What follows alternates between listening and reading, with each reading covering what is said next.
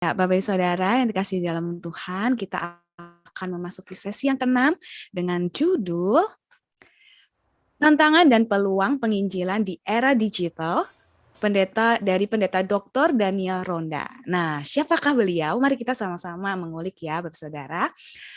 Beliau ini sudah melalui pendidikan yang sangat panjang, Bapak Saudara. Dia telah mengambil MDiv, MTH, DTH dengan 2 kali ya, Bapak Saudara. Untuk MDiv beliau mengambil di Alliance Biblical Seminary Manila, Filipina.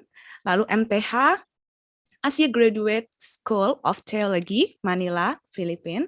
Terus DTH dengan konsentrasi kepemimpinan gereja di Asbury Theological Seminary, USA. Lalu DTH juga dalam teologi praktika di STT Jaffrey, Jakarta. Nah, teologi praktika ini kayaknya cukup cocok ya dengan apa yang kita akan pelajari hari ini. Karena sebuah praktek, kita kan suka ya hal yang praktek. Maka dari itu kita memanggil Pak Daniel Ronda ini untuk membawakan sesi ini, Bapak Saudara.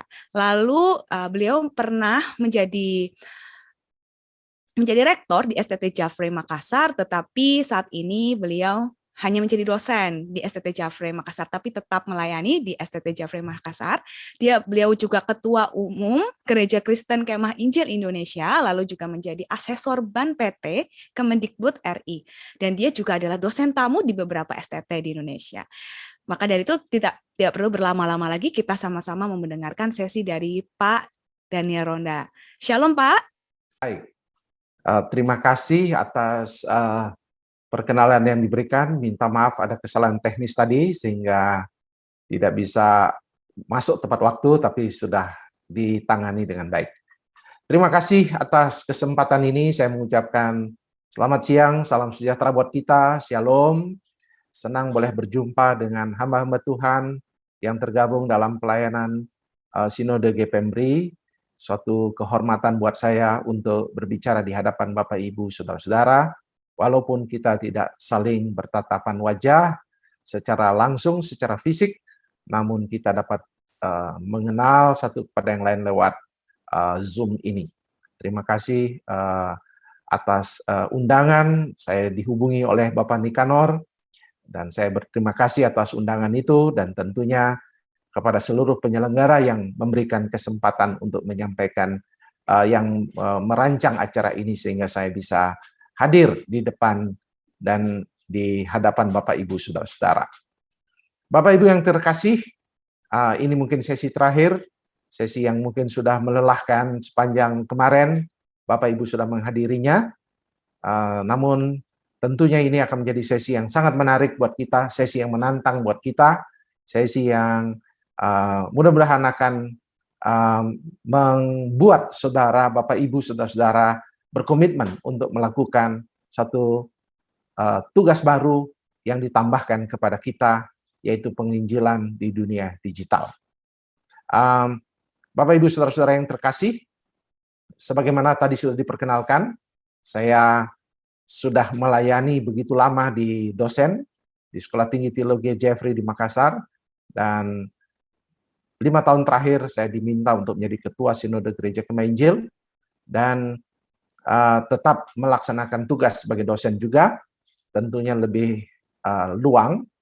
Namun saya senang karena begitu diundang ke GPMRI, saya senang karena kalau Bapak Ibu memperhatikan sejarah, maka Bapak Ibu akan melihat ada kesamaan-kesamaan sejarah antara GPMRI, STT Jaffrey, dan Kemah Injil, ya, memang memiliki para pionir-pionir yang memulai pelayanan dari Tiongkok, dan kita boleh berbangga dari berbagai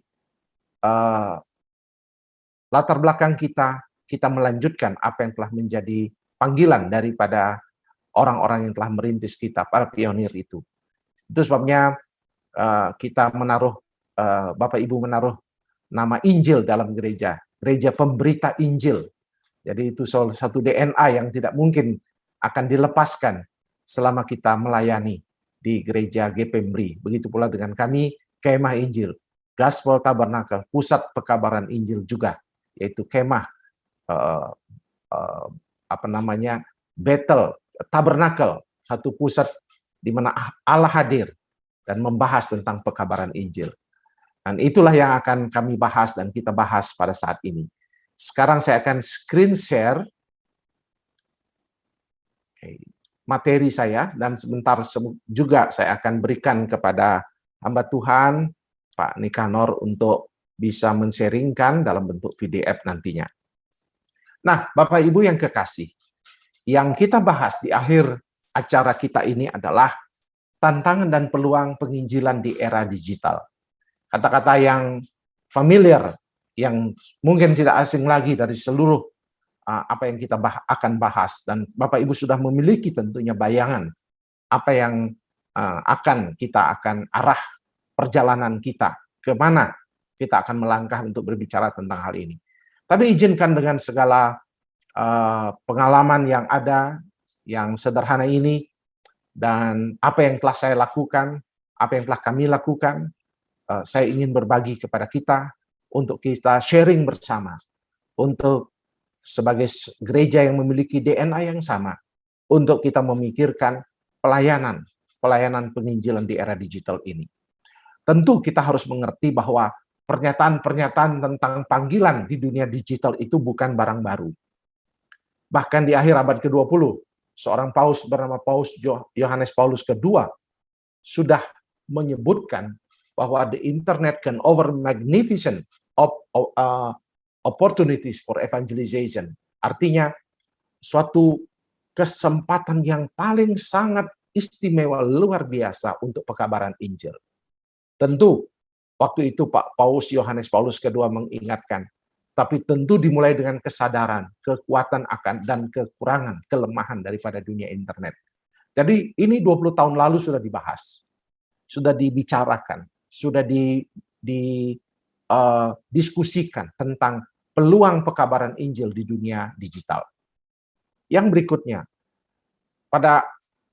saya memakai contoh-contoh Katolik tentunya, tapi tentunya ini ada di semua lini, tetapi izinkan saya karena dia statement-statementnya cukup mendunia, sehingga saya memakainya sebagai suatu referensi untuk menjelaskan bahwa hal ini sudah dikatakan sebelumnya. 2014 mengatakan penginjilan di dunia internet dan media sosial itu adalah sesuatu yang disebut there is something truly good, sesuatu yang baik. Kenapa harus dikatakan ini, diberi catatan ini? Karena masih ada pendeta yang mengkhotbahkan secara negatif tentang dunia digital. Dia mengatakan, jangan bangun pagi-pagi langsung buka HP, dan seterusnya, dan seterusnya. Masih ada konsep dunia digital itu sesuatu gadget, barang yang menjadi optional, pilihan. Mau dipakai atau tidak, boleh. Sekarang kita sudah menyadari bahwa ini bukan soal pilihan, tetapi ini sebuah fakta yang harus kita masuki sendiri. Nah, bahkan yang menarik adalah dalam dunia gereja, dalam dunia Injili, dikatakan Internet Evangelism Coalition menyebut bahwa tanggal 24 April itu disebut hari Internet Evangelism Day. Tentu ini adalah sebuah deklarasi masih belum terlalu familiar buat saya sendiri dan buat kita semua. Tetapi dengan gerakan Injili di Amerika membuat satu kesadaran tentang hari penginjilan internet, menyadarkan kita bahwa ini sesuatu movement, gerakan yang sangat serius yang harus mendapat perhatian gereja-gereja. Bukan hanya individu, bukan hanya pribadi-pribadi penginjil yang hadir di sini dalam GPMD, tapi sebagai gereja, sebagai sinode, sebagai kita berkoalisi bersama, berkolaborasi bersama untuk memikirkan peluang pekabaran Injil secara internet. Jadi disebut Internet Evangelism Day, 24 April. Nah, artinya menyadarkan kita tentang panggilan yang ada. Kita tidak sedang menggali dana di situ, tetapi bagaimana bersama-sama menceritakan apa yang telah gereja-gereja lakukan dalam mengabarkan Injil di dunia digital itu. Itulah yang disebut Internet Evangelism Day. Jadi mereka men-sharingkan kekayaan pengalaman, cerita-cerita yang mereka lakukan. Kami berharap juga ada Internet Evangelism Day di antara kita kaum Injili, sehingga kita bisa berbagi cerita tentang apa yang telah kita lakukan di dalam pelayanan di Indonesia dan dunia. Nah, pertanyaannya adalah, banyak orang berkata begini, ketika saya menyampaikan materi ini di berbagai kesempatan, di berbagai gereja, dan di sinode saya sendiri, dan Pak, ini jangan-jangan teori saja yang Bapak ceritain. Ya, Bapak ini cerita teori katanya. Ya, tentu kita harus menyadari bahwa ini bukan teori, Bapak Ibu. Ini sudah dilaksanakan, sudah dipraktekkan oleh berbagai gerakan gereja, entah dalam bentuk lembaga, entah dalam bentuk pribadi-pribadi, entah itu dalam bentuk suatu komunitas-komunitas. Jadi sudah dipraktekkan, sudah dilakukan, entah itu berupa film Yesus misalnya, atau gerakan-gerakan lainnya, film Yesus yang dipotong-potong, lalu ditayangkan di berbagai media sosial, baik YouTube maupun Facebook, gerakan film Yesus yang mungkin Bapak Ibu pernah mendengarnya, kalau di desa-desa kita sering dibawakan film-film itu untuk ditayangkan pada waktu lalu, sekarang sudah masuk ke dunia digital.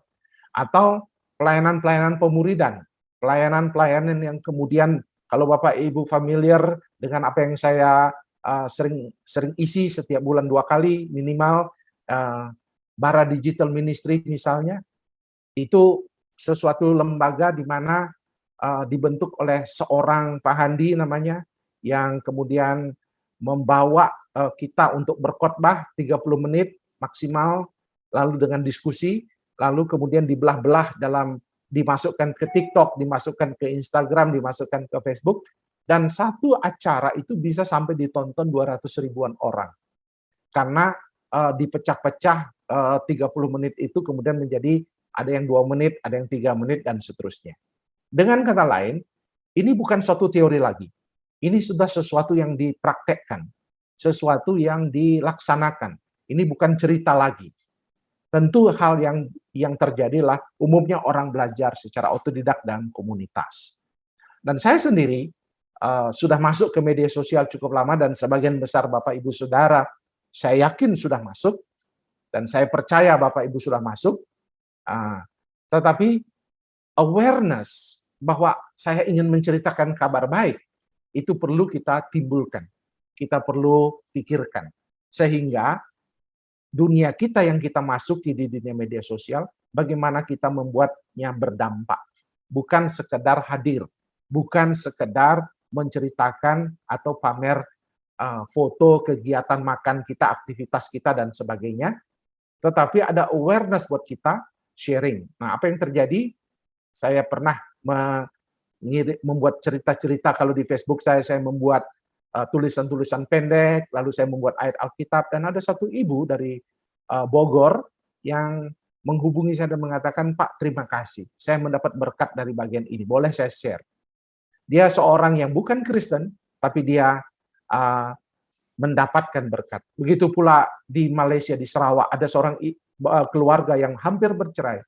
Kemudian mereka mengatakan lewat cerita Bapak Ibu, cerita Bapak, akhirnya kami memutuskan membatalkan dan kami merasa diberkati. Sangat-sangat luar biasa peluang yang kita lihat. Dan ini bukan sesuatu yang teoritis lagi, yang tidak ada hasilnya, ini hanya sesuatu yang buang-buang waktu dan tenaga, tapi justru ini sesuatu yang momen yang paling indah, magnificent opportunities bagi setiap gembala, setiap hamba Tuhan untuk masuk ke dalam pelayanan ini. Nah, ini yang paling penting. Nah, kemudian ada yang berkata, sering dalam ceramah saya berkata begini, Pak, di gereja kami di desa, gereja kami di kampung, kami tidak pakai internet, Pak. Ini bagaimana ini? Kami ini. Saya selalu katakan karena kebetulan gereja kami ada membawahi 4.000 gembala, 70%-nya di desa, saya katakan kepada dia, coba kalian keluar. Mungkin gerejamu betul tidak punya internet. Mungkin kamu tidak pasang IndiHome di rumah. Tapi coba keluar. Ada enggak anak-anak pakai internet? Ada enggak jemaat pakai internet? Ada enggak mereka pakai internet? Lalu ada seorang gembala bilang, ya ada di desa. ada namanya internet desa di Kecamatan Longloreh namanya, Malinau, Kalimantan Utara dekat perbatasan. Lalu saya katakan, kalau gereja tidak pakai, bukan berarti masyarakat tidak pakai. Tapi kalau masyarakat pakai, berarti itu peluang untuk kita jangkau dan gunakan. Jadi Bapak Ibu, dengan kata lain, ini bukan soal kita tidak pakai, lalu kita mengatakan tidak perlu ini barang, tapi kita harus melihat keluar, apakah orang di sekitar kita sudah memakainya. Ternyata saya berkesempatan, suatu kehormatan buat saya dalam 5 tahun ini keliling Indonesia sebelum pandemi, mulai sehingga saya terbatas, tapi saya sudah keliling Indonesia, bahkan di desa-desa sekalipun, hari ini Telkomsel sudah masuk. Berarti itu peluang untuk kita menjangkau mereka untuk lewat Injil dan berita dan kabar baik. Nah, jadi ini bukan sesuatu yang tinggi, teoritis belaka, tetapi sesuatu yang perlu kita terapkan dan praktekkan dalam kehidupan gereja kita. Nah, bagaimana cara mulainya? Tentu mulainya adalah visi misi. Saya selalu katakan, kalau Bapak Ibu mau mulai sesuatu, tentu harus ada apa yang Bapak Ibu lihat, apa yang Bapak Ibu taruh di hati sebagai misi, apa yang Bapak Ibu pikirkan. Bagaimana terutama ketika kita menyandang nama gereja pemberita Injil, kema Injil kalau saya. Injil. Lalu apa yang Bapak Ibu pikirkan tentang Injil ini? Apakah saya hanya sekedar punya nama ini? Mengapa para pionir kita memberikan nama ini? Lalu dari situ muncul suatu visi baru yang Tuhan mau taruh di hati kita. Untuk melihat bagaimana cara Yesus memandang tuayan. Lalu setelah itu, setelah kita melihat betapa pentingnya kita terharu akan tuayan ini, punya beban yang berat, besar akan mereka untuk menjangkau dan mencari mereka. Lalu kita berkomitmen melakukan pelayanan digital. Tapi tidak boleh asal-asalan. Seringkali saya juga jatuh bangun, Bapak Ibu Saudara, ketika melakukan pekabaran Injil digital, kadang-kadang saya mau semangat, masuk di Facebook, nulis, di podcast atau di YouTube, lama-lama saya bosan lagi. Tidak. Begitu sekarang harus dengan pandemi ini menyadarkan saya juga akhirnya, bahwa ini barang tidak boleh sekedar kalau ada waktu, tapi komitmen untuk melakukannya dan terus mengisinya. Kemudian yang ketiga, siap membayar harga. Ya, jadi di samping, jadi waktu kita membuat pelayanan digital, ada 2 bagian yang tak kalah pentingnya, yaitu konten dan tim kreatif. Bapak Ibu pendeta pasti punya konten, tapi perlu ada tim kreatif yang mengaturnya, membuat filmnya, membuat editnya, dan seterusnya. Dan menayangkannya. Nah, terus bagaimana mencari orang untuk mau mendengarnya, apa yang dipakai, dan seterusnya. Ini perlu ada juga pelatihan khusus tentang hal itu. Kemudian, setelah kita siap membayar harga, membentuk itu, tentu di gereja Bapak Ibu harus bentuk itu. Tapi kalau Bapak Ibu tidak bisa membuat besar-besaran, membuat kecil-kecilan, seadanya, sebisanya. Ya, tidak perlu harus mahal.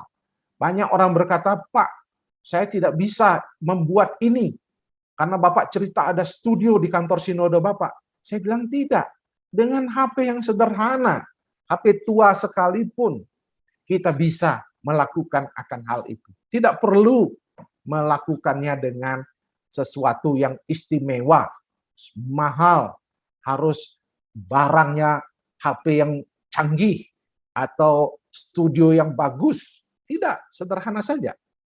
Ada jemaat kami gembala kami di pedalaman Ampana namanya, Sulawesi Tengah, di Kabupaten Ampana, sekitar 8-9 jam dari Kota Palu, jalan darat. Dia membuat TikTok, renungan dengan ini. HP yang sederhana. Dan senang. Walaupun sedikit yang menonton, tidak banyak, mungkin 50-60. Bapak Ibu bayangkan, kalau 60 orang menonton, bayangkan. Kalau dia kumpul secara fisik, itu sudah gereja, sudah banyak. Kalau 60, kalau di desa. Kalau 100 itu sudah auditorium. Kalau 200 itu atau apalagi nanti kalau Tuhan berkenan ada 500 yang nonton, berarti itu satu tempat yang besar sekali. Jadi peluangnya sangat luas Bapak Ibu untuk menjangkau. Tidak perlu harus punya alat yang hebat. Jadi tidak harus ada alat yang hebat, tapi siap membayar harga. Kemudian siap membayar harga juga dalam arti mengubah paradigma, misalnya arti bekerja. Karena kadang-kadang ketika kita minta tim penginjil muda kita mungkin terlibat, mereka akan utak-atik HP. Bapak Ibu, dia sedang bekerja. Nah, jangan Bapak Ibu pikir dia sedang duduk hanya kerja-kerja HP. Paradigma kita ubah. Bahwa sekarang orang bekerja lewat HP. Jadi sekarang Bapak Ibu, ada artis ditanya, kalau jalan keluar, lebih baik ketinggalan HP atau ketinggalan dompet? Artis itu bilang, saya lebih baik ketinggalan dompet daripada ketinggalan HP. Kenapa? Karena ditinggal HP, kalau ketinggalan dompet nggak apa-apa, pakai HP pun bisa belanja, bisa pakai gunakan untuk makan. Semuanya bayar dengan OVO, GoFood, dana uang, dana dan sebagainya. Bisa dipakai, transfer dan sebagainya. Nah, inilah yang membuktikan bahwa kita sekarang sudah ada di dunia yang ini, genggaman ini. Dan inilah yang kesempatan kita harus kerjakan. Kemudian perlunya penyediaan infrastruktur. Nah, ini penting sekali Bapak Ibu yang kekasih, penyediaan infrastruktur itu sangat penting. Artinya, sesuai dengan kemampuan gereja Bapak Ibu, kalau gereja Bapak Ibu cukup banyak saldo, ayo minta Bapak majelis, Ibu majelis, ayo siapkan infrastruktur yang baik. Ini ladang misi yang besar. Dengan dunia ini, kita bisa menjangkau seluruh dunia yang berbahasa Indonesia, dimanapun mereka berada. Kita bisa jangkau. Asalkan kita tahu tekniknya untuk menjangkaunya. Kemudian, sekarang kita mau bertanya, kalau begitu apa itu penginjil digital, Pak? Apa itu penginjil digital? Nah, saya coba, penginjil digital adalah seorang yang menggunakan media sosial, situs internet, aplikasi online untuk menjangkau jiwa-jiwa untuk Kristus. Nah, gereja teman saya di Amerika mencetak namanya misionari digital. Dia tidak lagi pergi ke Myanmar, dia tidak lagi pergi ke Laos, Kamboja, tapi dia belajar bahasa Myanmar, dia belajar bahasa Laos di negerinya di Amerika, lalu dia membuat pelatihan, setelah dia menguasai bahasa Myanmar, dia mulai membacakan ayat dan menaruh di YouTube bahasa Myanmar, dan mereka disebut misionari digital. Nah, sekarang kita mungkin tidak sebut misionari digital, tetapi penginjil digital. Orang yang secara sengaja menggunakan media sosial untuk menjangkau jiwa-jiwa bagi Kristus. Inilah penginjil digital. Kenapa? Filosofinya adalah kita pergi mencari jiwa. Kita harus keluar. Maka ketika dunia sudah ada di masyarakatnya, ada di dunia digital, maka kita mencari mereka di mana mereka berada. Dan ini agak paradigmanya berubah. Dulu kita harus dari tempat ke tempat untuk mengunjungi. Kalau di Papua kita kumpul masih sebelum pandemi. Saya menginjil di pasar. Saya diajak ke pasar Wamena untuk kumpul kasih toa, lalu bicarakan tentang Yesus. Tetapi sekarang kita bisa gunakan media digital untuk menjangkau jiwa-jiwa. Nah, ingat prinsip di Alkitab. 1 Korintus 9 ayat 20-22 yang berkata, demikianlah bagi orang Yahudi, aku menjadi seperti orang Yahudi, supaya aku memenangkan orang-orang Yahudi. Bagi orang yang hidup di bawah hukum Taurat, aku menjadi seperti orang yang hidup di bawah hukum Taurat, sekalipun aku sendiri tidak hidup di bawah hukum Taurat, supaya aku dapat memenangkan mereka yang hidup di bawah hukum Taurat. Bagi orang-orang yang tidak hidup di bawah hukum Taurat, aku menjadi seperti orang-orang yang tidak hidup di bawah hukum Taurat, sekalipun aku hidup di luar hukum Allah. Tidak hidup di luar hukum Allah, karena aku hidup di bawah hukum Kristus, supaya aku dapat memenangkan mereka yang tidak hidup di bawah hukum Taurat. Bagi orang-orang yang lemah, aku menjadi seperti orang yang lemah, supaya aku dapat menyelamatkan mereka yang lemah. Bagi orang yang bagi semua orang, aku telah menjadi segala-galanya, supaya aku sedapat mungkin memenangkan beberapa orang dari antara mereka. Saudara, ayat ini ayat kontekstualisasi. Bapak Ibu sudah pelajari pada waktu belajar ilmu kontekstualisasi.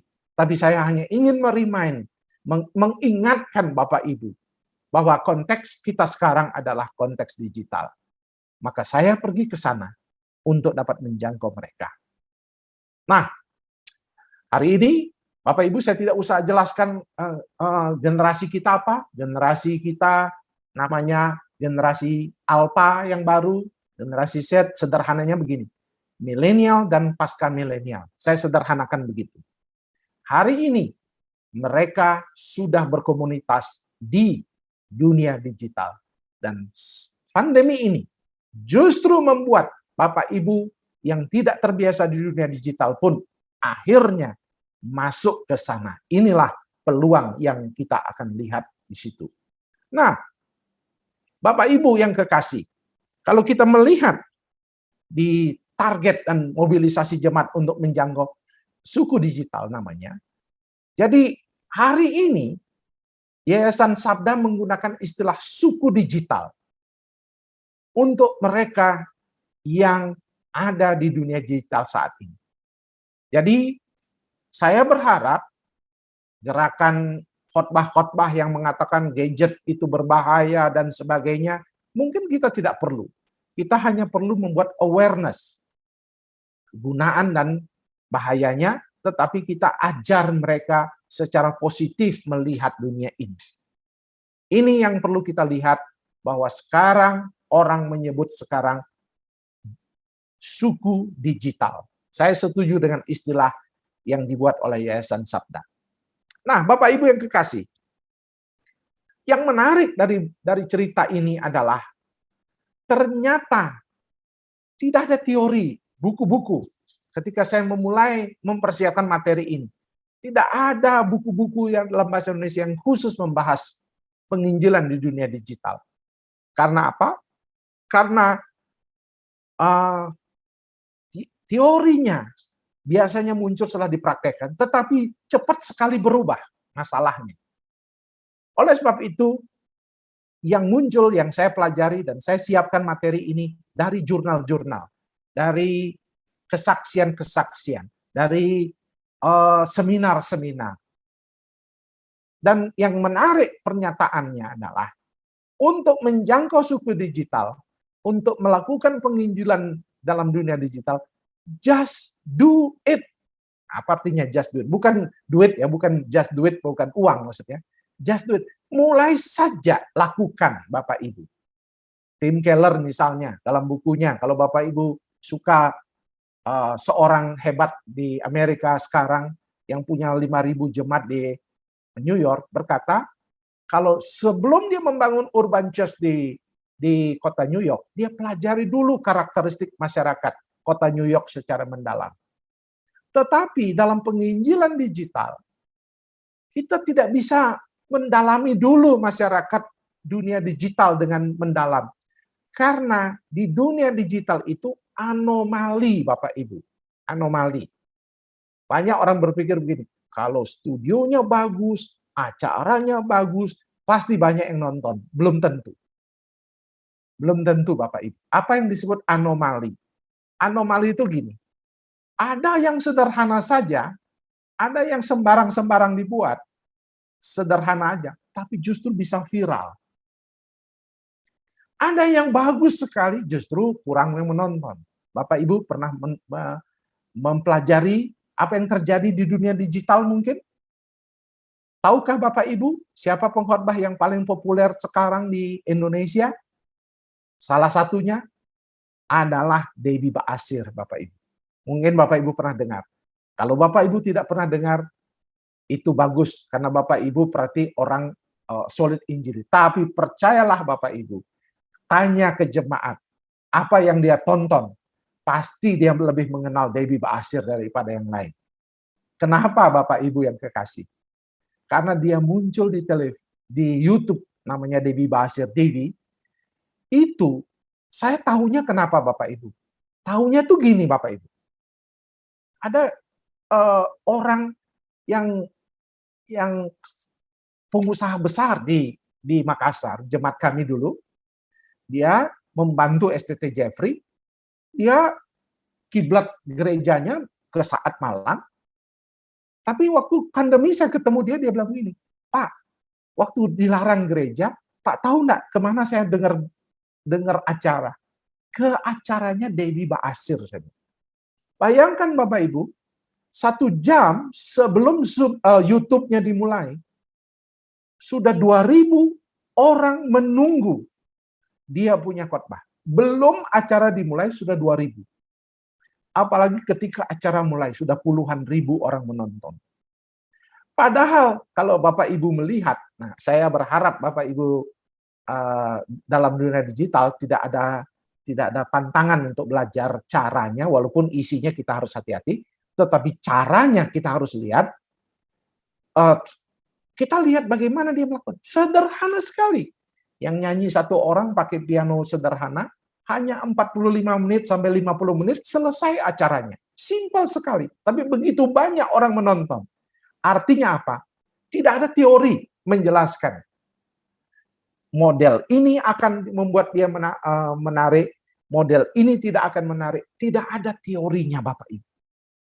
Semua ada trennya dan semuanya mengalir begitu rupa, dan itu sebabnya saya percaya kita punya peluang besar, tidak boleh minder.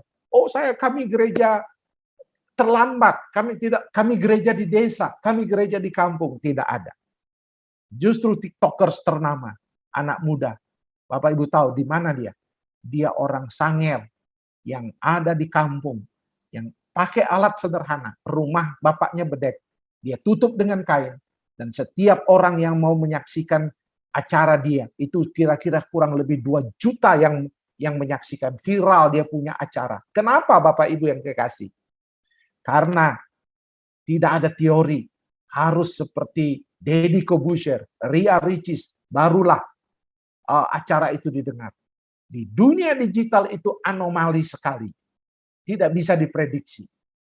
Itu sebabnya Bapak Ibu, just do it.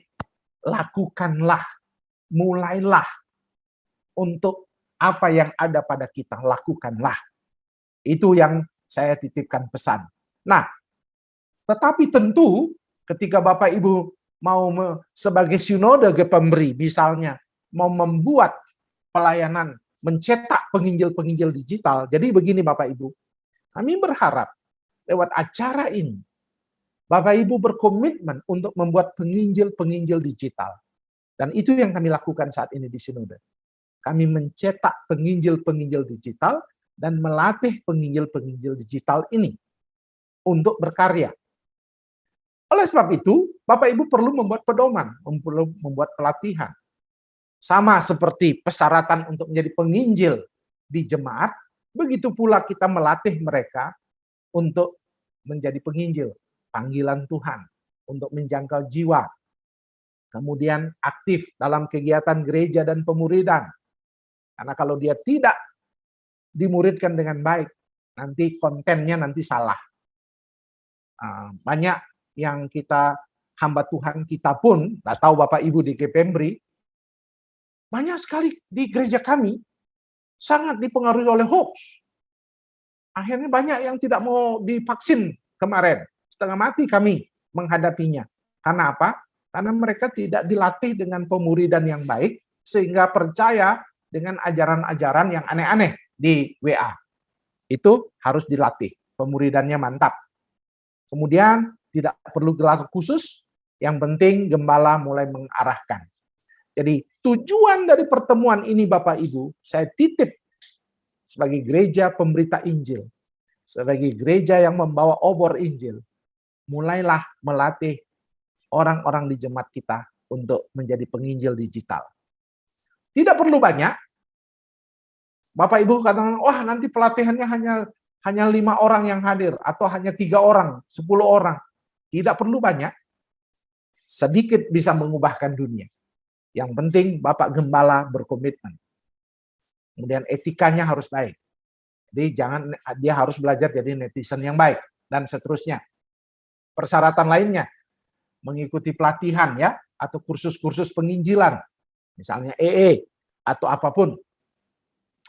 Kemudian dia kalau mau menjadi penginjil digital, dia harus juga punya platform media sosial. Misalnya Bapak Ibu Gembala, ayo punya Instagram, TikTok kalau Bapak Ibu lebih muda, Twitter mungkin tidak terlalu populer di Indonesia, YouTube sangat populer di Indonesia, Facebook, Instagram, TikTok dan YouTube jauh lebih populer di Indonesia. Tidak semua harus dimiliki, cukup satu atau dua, tapi yang Bapak Ibu kuasai, pelajari dan bisa digunakan. Ya. Nah, kemudian berkomitmen mengembangkannya dan membentuk komunitas lokal di dalam gereja. Jadi, hari ini Bapak Ibu harus membentuk komunitas di gereja. Komunitas digital. Kami di Sinode misalnya, sekarang kami membuat namanya Departemen Media Digital, yang khusus kerjaannya melatih jemaat-jemaat, dan yang kami undang bukan doktor, bukan pendeta senior, umur 20 tahun, umur 25 tahun. Jadi pembicara, Bapak Ibu. Kemarin mereka kaget, kenapa ada anak muda umur 30 tahun jadi pembicara di depan sinode. Mereka kaget. Lalu saya di depan ibu-ibu pimpinan wilayah dan semuanya. Tapi waktu mereka belajar, mereka katakan dalam feedback survei bahwa inilah pelajaran yang terbaik yang kami perlukan. Wah, ternyata saudara, walaupun yang datang nih pembicara hebat, ternyata yang dibutuhkan dunia saat ini adalah anak-anak muda yang mengajarkan keterampilan mereka, bagaimana mereka menggunakan dunia digital untuk pelayanan. Jadi, tolong Bapak Ibu Gembala nanti di acara setelah acara ini, panggil anak-anak muda yang pintar untuk latih kita.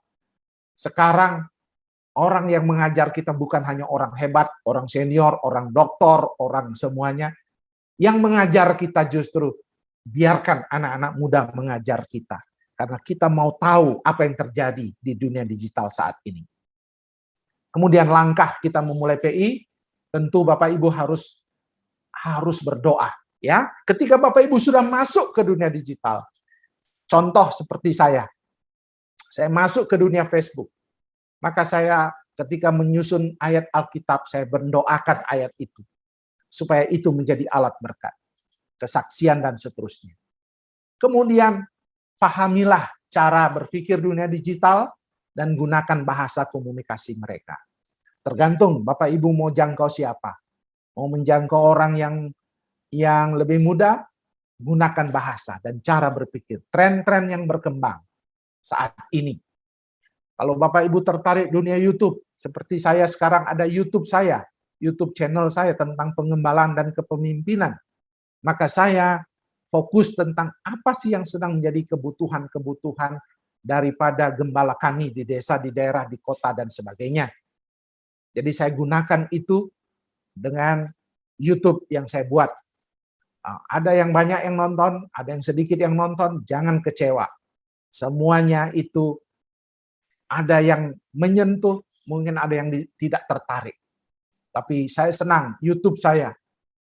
Minggu lalu ada respon dari seorang gembala, sepasang suami istri di Kalimantan Barat.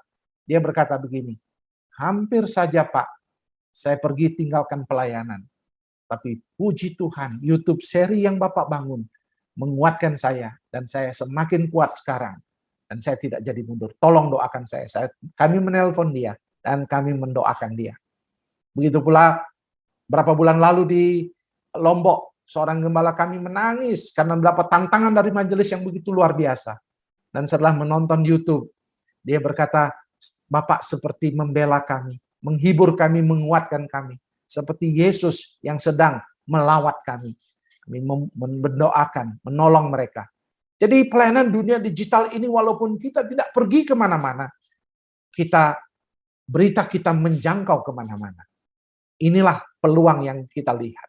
Tapi sekaligus menjadi tantangan untuk menyadari bagaimana cara membuatnya dengan baik. Ya. Yang ketiga, kerjakanlah yang menjadi passion kita. Ya. Apakah Bapak Ibu Gembala ingin mengirimkan ayat firman Tuhan? Menuliskan kesaksian, membuat doa 3-5 menit tiap hari di YouTube. Bapak Ibu buat rekaman atau seminggu 2 kali, terserah. Bapak Ibu kirim aja. Tapi jangan kirim, tidak ada yang like, Bapak Ibu langsung kecewa. Langsung, ini tidak ada yang lihat, tidak ada yang dengar. Ayo jalan aja. Walaupun tidak ada, mungkin hanya 2-3 orang. Jangan menyerah, jangan tawar hati. Terus saja konsisten kerjakan apa yang menjadi passion Bapak Ibu. Yang penting kita membuatnya menjadi sesuatu yang menjadi berkat. Tidak usah menyerang. Ada penginjil-penginjil yang menyerang agama lain, tidak boleh. Kita tidak melakukan itu. Kita dalam tren YouTube saat ini adalah orang mencari sesuatu yang berhubungan dengan hal-hal yang praktis, menjawab kebutuhan mereka. Kita jawab mereka.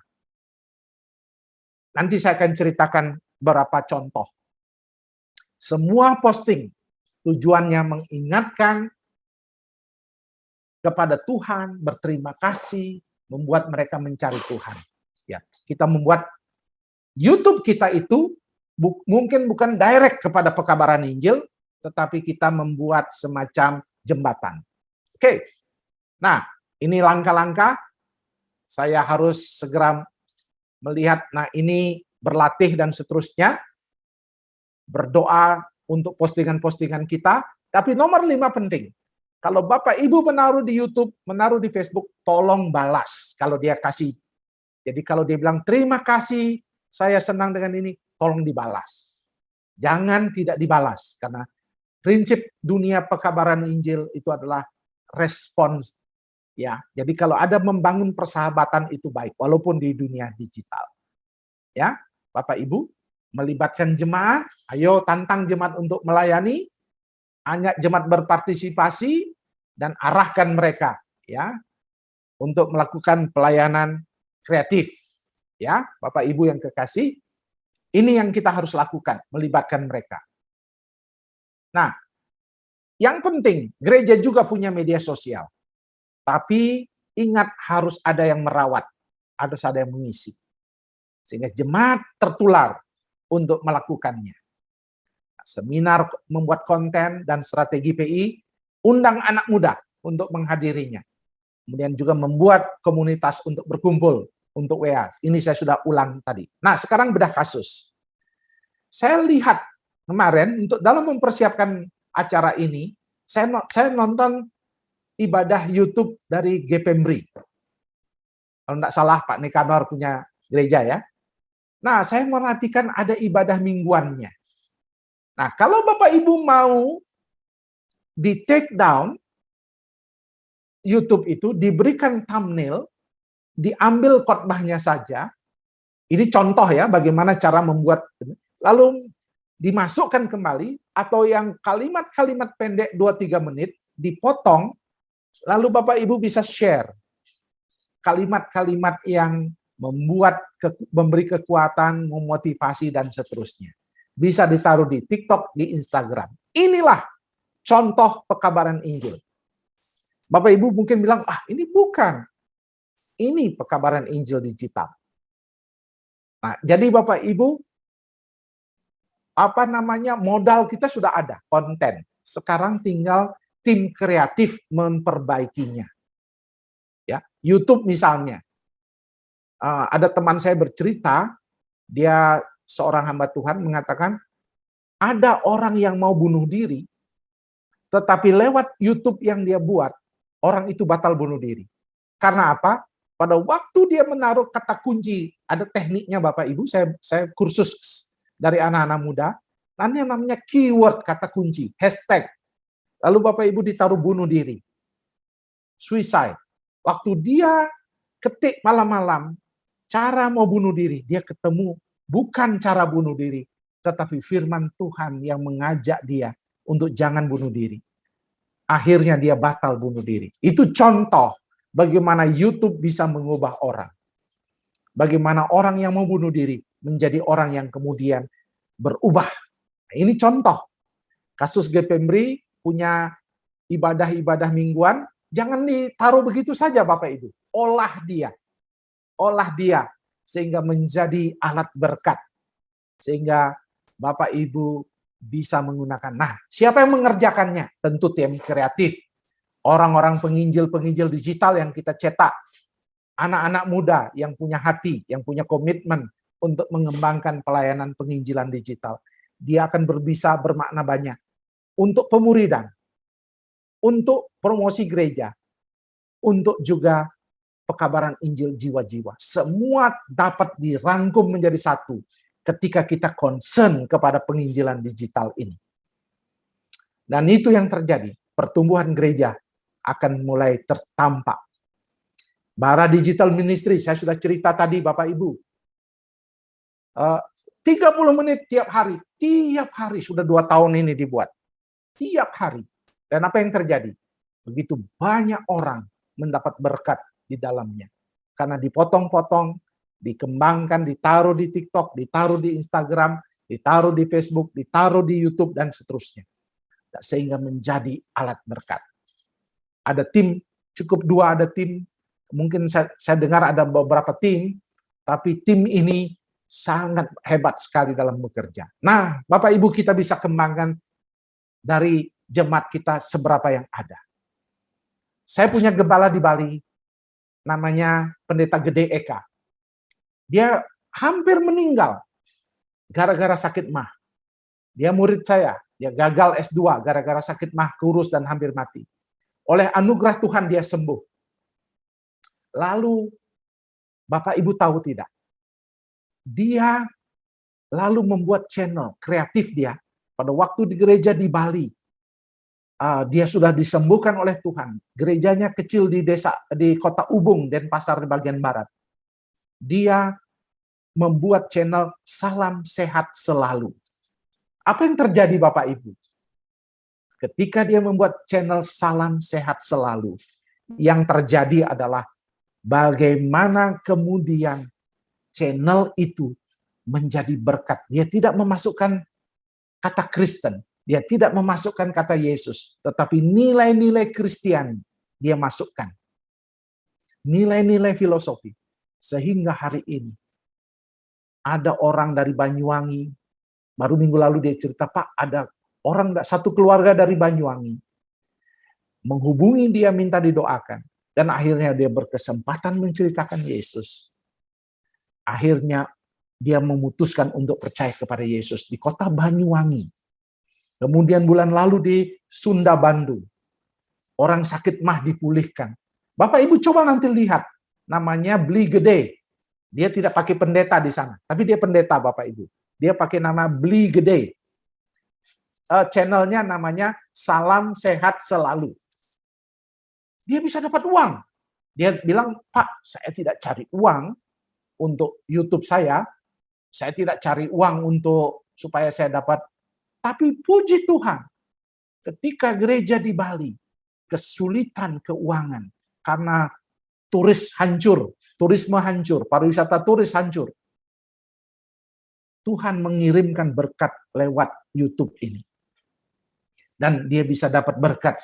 Bapak Ibu lihat ya, Beli Gede. Bagaimana cara menghilangkan sakit mah. Kalau Bapak Ibu punya jemaat sakit mah, promosikan ini. Dia punya mungkin 19.000, 20.000 sekarang. Saya belum sempat lihat lagi dari bulan lalu. Tapi dia adalah gembala kami di Bali. Ini contoh bagaimana dahsyatnya berita Injil itu bisa sampai kemana-mana lewat pelayanan digital. Ini bukan sesuatu yang saya katakan, saya karang-karang. Ini bukan sesuatu yang tidak dapat kita kerjakan. Beli Gede di Bali, Salam Sehat Selalu. Pakai HP biasa. Hanya cerita biasa. Bukan studio hebat. Bukan seperti TV One. bukan seperti RCTI, tapi sederhana sekali. Semua sudah ada di tangan kita. Inilah contoh bagaimana seorang bisa dipakai Tuhan hanya dengan gadget yang ada pada dia. Tuhan sudah membuat luar biasa pelayanan ini. Nah, sekarang tantangannya. Ayo mulai. Dunia sudah menanti, Bapak Ibu ya. Dunia sudah menanti. Siapkan jemaat kita untuk penginjilan. Periksa kembali visi dan misi gereja kita, Bapak Ibu.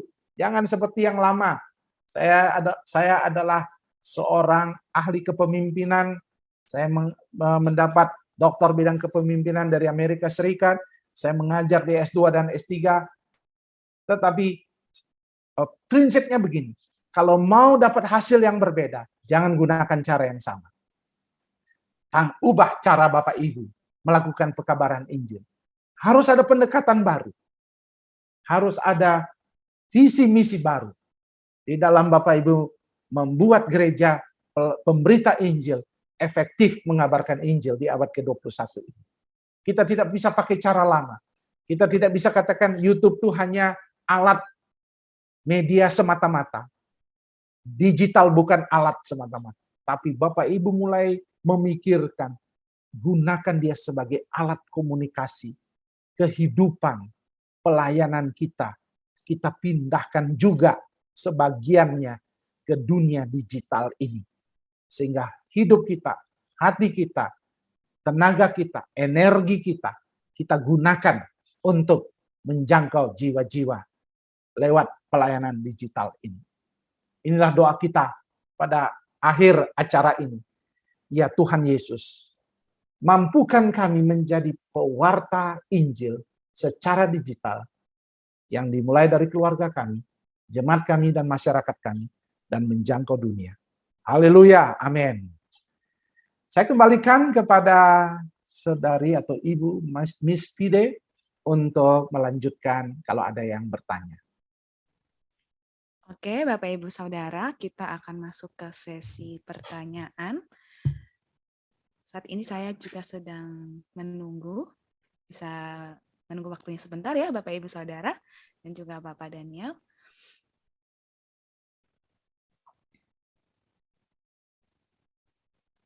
Ada satu pertanyaan. Jadi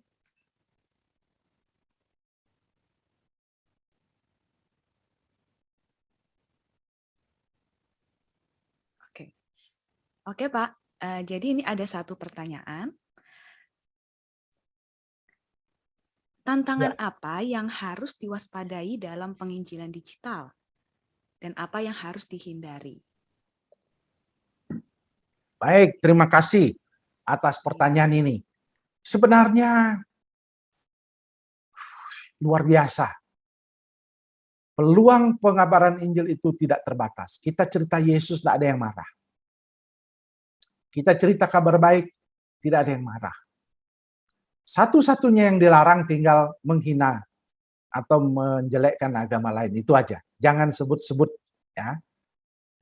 Misalnya nabi mereka, kitab suci mereka, apapun itu, enggak usah.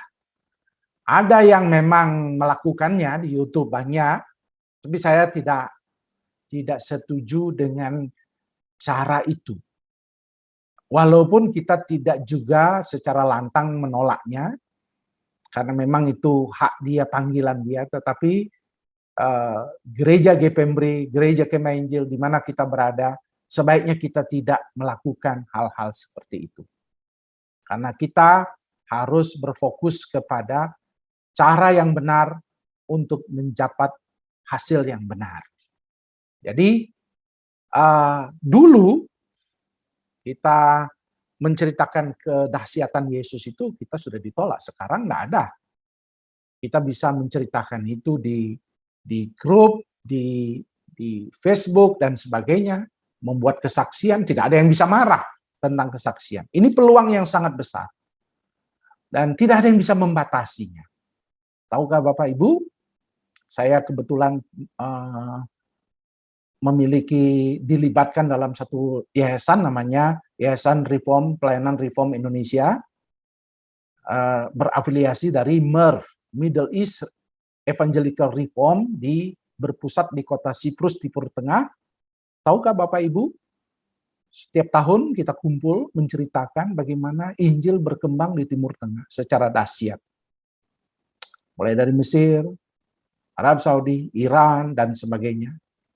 Semuanya lewat apa? Semuanya lewat platform media digital, dunia digital. Doakan lewat pelayanan itu, lewat dunia digital. Hari ini mereka mulai terbuka. Karena apa? Injil sudah mempenetrasi mereka. Sudah menjamah mereka. Banyak orang meragukan keagamaan mereka, kekerasan yang mereka pertontonkan. Menjadi sebuah pertanyaan, layakkah saya menyembah sebuah agama yang mempromosikan kekerasan? Itu cara berpikir orang digital, anak muda saat ini.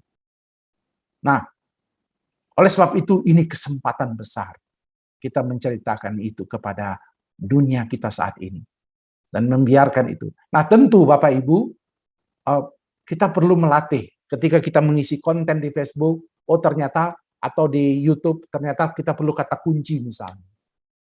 Kita perlu sharing kan, kita perlu ini.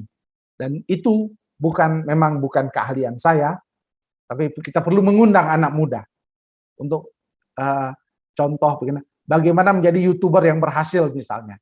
Kalau dia sudah sukses, ayo suruh cerita. Ayo bantulah kami. Bagaimana kalian bisa mendapat penonton? Nah, itu akan menolong. Ada anak pendeta di Surabaya yang sangat hebat. Dia terkenal sekali, Nihongo Mantapu ya namanya. Itu anaknya pendeta Marojahan namanya, teman di Surabaya, dan luar biasa.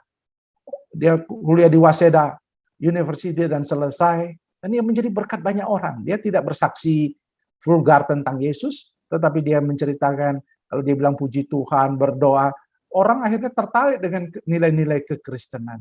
Itu sangat luar biasa. Namanya Jerome ya, Jerome Pauline. Yang muda-muda pasti tahu. Tapi yang tua-tua biasanya nggak tahu. Jadi, tapi sudah waktunya kalau Bapak Ibu Gembala, saya menantang Bapak Ibu untuk nengok, untuk nonton YouTube 1 jam, 2 jam untuk belajar, untuk mengerti dunia. Karena ini dunia yang harus kita jangkau. Nah, itu masalahnya. Dunia yang harus kita jangkau, ya harus kita liatin, kita nontonin, kita pelototin. Tapi tidak sembarang kita lihat, kita tentu berkomunikasi dengan teman-teman yang tahu dunia digital yang melatih kita. Seperti itu, Pak. Jadi peluangnya banyak, batasannya hanya satu. Jangan menghina agama, kepercayaan orang lain. Seperti itu aja, Pak.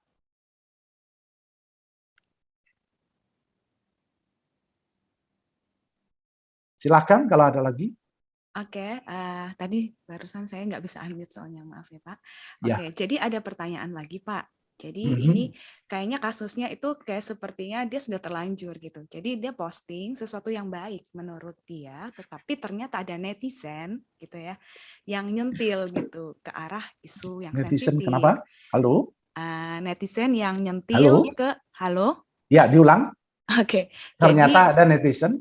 netizen yang nyentil gitu ke isu SARA gitu. Jadi dia coba gitu penginjilan, tapi ada kan kadang emang ada orang-orang yang kayak sengaja manas-manasin ya, untuk zaman sekarang kan sangat mudah sekali untuk itu. Nah, itu bagaimana tuh cara kita menanggapi gitu ya. Mungkin kan pasti sangat menyakitkan ya komentar-komentar jahat seperti itu. Mungkin apa yang harus dilakukan kayak seperti itu. Baik, pertanyaan yang sangat luar biasa. Untunglah kita harus belajar YouTube, namanya ada moderasi dalam memberikan komen. Jadi kita harus memfilter, itu yang pertama. Jadi karena begini, komentar itu penting untuk menciptakan komunitas dan bagaimana perhatian kita terhadap orang yang memberikan respon. Jadi kita sedang mengapresiasi orang yang yang meresponi apa yang kita posting. Tetapi tentu ada haters, ada orang jahat, ada spam, ada apa namanya macam-macam yang sengaja setiap kali dia tandai kita punya channel, Jadi setiap kali kita posting, langsung dia seperti sudah terketik. Itu buzzer gitu kan, ciptakannya seperti itu ya. Kalimatnya sama, marah dan apa, dia tidak baca.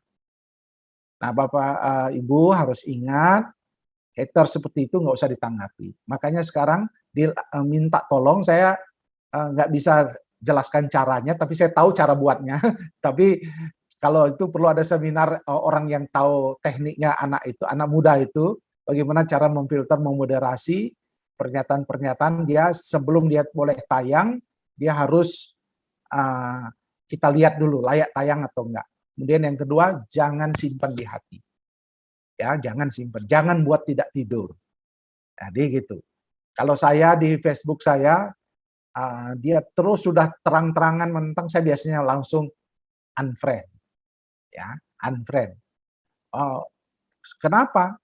Nah, saya kan dia tidak sopan nyampah di depan halaman kita gitu istilahnya. Facebook itu kan rumah kita yang dilihat. Jadi kita nggak boleh izinkan dia nyampah. Nyampah itu artinya membuang sampah ke kita. Dan kita sudah ingatkan dan tidak perlu ya block, unfriend dan sebagainya. Itu tidak ada masalah kalau dalam dunia persahabatan. Tapi dalam dunia pekabaran Injil, kalau dia haters, mencaci maki, ya kita tidak perlu layani. Kita doakan, di moderasi. Dia tidak boleh tayang. Tetapi bagi yang mencari kebenaran, dia akan mencoba mempertanyakan, kita tahu mana yang tanya benar, mana yang spam. Nah, kalau dia tetap ragu, dan itu kita jawab dengan baik. Lalu kalau dia tetap ngeyel, ya kita bilang, ya kami doakan. Jadi kita hanya ada masa di mana pengertiannya belum sampai, jadi kita juga jangan terpancing untuk marah. Apalagi bilang goblok lu, kadrun lu, nanti dia balik bilang cebong lu lah. Akhirnya ini urusannya ke politik, padahal tidak ada hubungan sama sekali dengan politik. Ini murni percakapan. Tapi kalau selama itu sifatnya storytelling, sifatnya itu penjelasan tentang kedahsyatan ke Tuhan kita, saya rasa serangannya sedikit. Tapi kalau yang paling serang itu kalau kita mulai menyerang, ya, itu akan dapat serangan. Kita cari orang yang seekers. Jadi jangan masuk ke dunia debate. Nah, ya, ada yang terpanggil untuk dunia debat, dunia apologetika. Mungkin kita tidak masuk ke dunia apologetika, kita masuk ke dunia good news, pekabaran, kabar baiknya. Kita fokus ke situ. Seperti itu, Mbak Febi. Mbak Fide. Oke, ya. Nah, ini ada pertanyaan lagi nih, Pak. Mhm. Nah, ini ada yang mau nanya sebenarnya. Kalau Bapak ada link anak-anak muda yang menguasai kata-kata untuk pelayanan digital, bolehkah berbagi dengan kami sehingga kami dapat mengundang mereka? Jadi ini orang-orang tadi, salah satunya tadi Jerome Pauline ya, Pak ya. Mungkin salah satu yang lainnya kayak gitu ya, Pak. Saya enggak tahu Jerome ini bisa diundang atau enggak ya. Tapi artinya begini, pertama saya selalu otodidak. Itu penting sekali dalam dunia digital. Jadi Brian Tracy, seorang ahli kepemimpinan di Amerika, katakan begini, belajar formal itu baru 10-20% dari ilmu yang kita tahu. Tapi belajar informal akan membuat kita menjadi dahsyat. Jadi penting belajar mandiri, penting. Ya, tapi yang kedua, ternyata Bapak Ibu, nah ini yang jangan anggap remeh di jemaat kita. Ternyata ada mereka. Tinggal kita duduk-duduk cerita. Jadi ketika Bapak penanya tadi menanyakan di mana, saya temukan ketika saya duduk-duduk dengan mereka. Lalu cerita-cerita, lalu waktu duduk kita bilang, siapa yang terpanggil untuk pelayanan digital? Ayo sini. Duduk-duduk dengar, ternyata mereka sudah pandai membuat edit video dan sebagainya, dan ini, wah ternyata mereka. Jadi mereka, saya bilang, kenapa kalian diam-diam? Habis kami terus diceramai, habis dikhotbah terus ya. Padahal kami juga sebenarnya mau ngomong, tapi takut nanti ditolak ya. Jadi pendekatan kita kepada anak muda sekarang, saya anjurkan kepada Bapak, di jemaat kita ada Pak, ahli. Karena ini semua YouTube apapun, itu namanya user friendly. Using-nya itu mereka pakai dengan praktekkan langsung. Mereka tidak perlu ada dulu waktu kita punya apa namanya PC atau komputer, beli kan di Gramedia. Windows 10 kita beli, Word kita beli, apa tuh namanya, semua kita harus beli dulu baru kita tahu cara menggunakan. Sekarang semuanya ada, dia belajar langsung dan sebagainya. Jadi titipan pesan saya, cari di antara jemaat, dia tahu. Jadi tidak akan ada, oh Pak, kami di desa, percayalah, di desa jauh lebih hebat juga. Dia ada banyak waktu. Jadi yang saya ceritakan ini adalah contoh bagaimana saya mendapat orang, yaitu di jemaat sendiri. Jadi tim yang kami pakai di media digital ini adalah orang-orang sendiri. Bukan kalau saya suruh dia ke GPMBRI, mungkin anak-anak muda di sana dia bilang, wah saya tahu lah, ini orang kayak kalau yang begini, om saya udah tahu, nggak usah undang pengkhotbah, ini malah biayanya gede katanya. Jadi di dalam jemaat sendiri sudah ada. Seperti itu kira-kira Pak. Ide. Iya, jadi ini ya Pak ya, jadi kita mesti lihat juga dulu dari tempat kita sendiri. Siapa tahu Betul. memang ada gitu ya. Kadang kita juga terlalu ngelihat keluar, tapi kita lupa. Kadang-kadang di dalam gereja kita sendiri ada anak-anak yang berpotensi, anak-anak remaja yang cukup baik gitu ya. Itu juga bisa saya rasakan juga Pak. Oke. Pak, mungkin ini ada pertanyaan lagi. Jadi ini mungkin dari orang yang cukup sudah berumur ya Pak ya. Jadi dia berkata bahwa saya ini sudah tua gitu ya Pak ya. Saya merasa sulit belajar sosial media anak muda.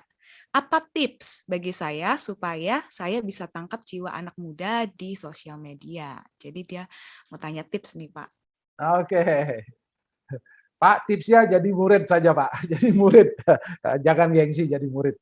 Saya kadang-kadang sebulan sekali undang anak-anak muda ke rumah, dan saya dengar mereka cerita. Apa tren-trennya, apa ininya, dan saya membiarkan mereka. Kami punya departemen medik namanya, kalau saya bilang, jadi tipsnya mendengarkan. Jadi kalau kita rajin mendengarkan mereka, kita akan ketemu idenya, gagasannya. Kemudian tips yang kedua, kalau kita sudah tua, jangan semua media sosial kita kuasai. Cukup satu saja. Nah, misalnya Facebook saja. Nanti kirimkan ayat firman Tuhan saja cukup.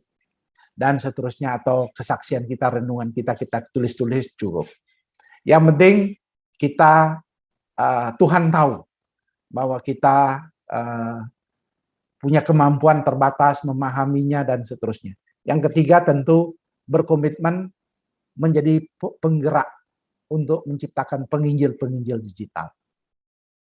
Biar bagaimanapun Pak, mereka muda-muda ini ahli dalam dunia digital. Tapi soal isi, hikmat, uraian firman Tuhan, tidak bisa mereka kuasai.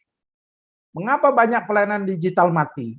Karena anak muda tahu caranya, tahu cara membuat filmnya, tahu membuat kreatif, tapi tidak tahu isinya, kontennya.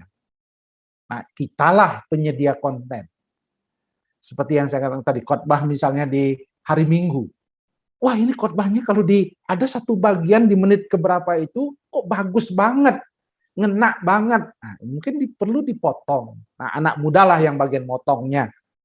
Jadi kalau Bapak Ibu khotbah nanti di kampung, di desa, di kota, dimanapun, suruh anak-anak muda rekam 30 menit khotbah kita. Tapi sekarang tolong tidak boleh khotbah lama-lama lagi ya. Ibu Bapak, jangan terlalu lama lagi khotbah. Sudah tidak laku lagi sekarang khotbah lama. Karena pandemi ini itu membuat khotbah tidak boleh lama-lama. Nah, setelah Bapak Ibu khotbah, lalu anak muda akan cari mana yang bagus, yang untuk pendek, untuk dijadikan alat untuk dikirimkan. Nah, itu contoh bagaimana kita bisa menjadi orang yang membuat pelayanan digital ini menjadi berkat. Itu bermakna yang seperti yang saya katakan tadi, 3 minimal. pemuridan, promosional untuk gereja kita, citra gereja kita. Karena Martin Luther mengatakan, di mana orang mengenal Yesus yang kita kabarkan Injil? Kehadiran Yesus tidak di ruang hampa, kata Martin Luther. Kehadiran Yesus dapat dikenal among the believers, di antara orang percaya, yaitu gerejanya. Jadi dengan kita hadir di media digital, mereka akan tahu siapa dan apa itu GPMBRI. Dan yang ketiga tentu untuk pekabaran Injil. Penginjilan digital yang kita bicarakan ini, tiga-tiganya terjawab. Satu kali gerak, tiga-tiga terjawab. Dan semuanya di tangan kita dengan free. Tentunya tidak ada istilah free, betul-betul free, karena kita harus bayar paket data dan sebagainya. Tetapi ini dibanding dengan harga yang harus dibayar, uang yang harus dikeluarkan, manfaatnya jauh lebih besar. GPMBRI akan semakin orang mengenal citra, karena dengan demikian pekabaran Injil itu akan orang buat, oh saya akan bergereja di sana, dan seterusnya. Seperti itu kita sebagai orang tua, penggerak tipsnya. 3 saja Pak, Miss Fide. Ya, jadi ini ya Pak, perlu kerjasama ya Betul. antara anak muda dan juga orang tua gitu ya. Maksudnya Benar. orang tua bisa bisa kasih masukan kontennya, lalu anak muda yang mengerjakan gitu ya. Seperti ada tim kreatif seperti itu. Oke Pak, jadi ini sudah cukup. Sudah cukup. tidak ada yang bertanya. Terima kasih untuk Pak Daniel Ronda yang sudah memberikan waktu dan kesempatan bagi setiap kami.